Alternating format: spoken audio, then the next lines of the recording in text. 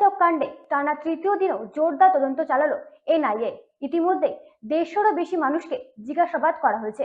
আজই কলকাতায় ফিরতে পারে তদন্তকারী দল। আগামীকাল জমা পড়বে প্রাথমিক রিপোর্ট। ঘটনায় নিরাপত্তা গাফিলতি সহ বিভিন্ন দিক খতিয়ে দেখছে তদন্তকারী সংস্থা।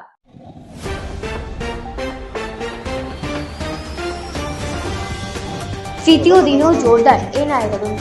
150-রও বেশি জিজ্ঞাসাবাদ। আজই কলকাতায় ফিরছে দল। মালদার কালিয়াচক কাণ্ডে টানা তৃতীয় এনআইএ আধিকারিকরা।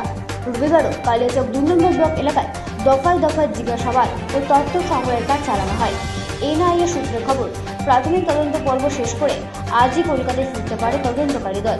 আগামীকালই তারা প্রাথমিক রিপোর্ট জমা দেবে বলে জানা গেছে। সে কারণে শেষ মুহূর্তে তদন্তে আরও গতি আনা হয়েছে। ইতিমধ্যেই জাতীয় তদন্তকারী সংস্থার একটি বিশেষ টিম বুধবার গভীর রাতে কলকাতার বাড়িগঞ্জে আক্রান্ত এক বিচারকের বাড়িতে পৌঁছায়।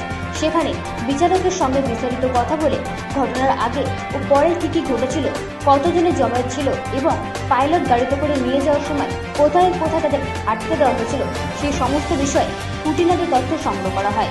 পাশাপাশি পুলিশ, কেন্দ্রীয় বাহিনী ও জেলা প্রশাসনকে আগাম কতটা জানানো হয়েছিল, নিরাপত্তা ব্যবস্থায় কোনো গাফিলতি ছিল কিনা সেই দিকগুলিও খতিয়ে দেখছেন তদন্তকারীরা।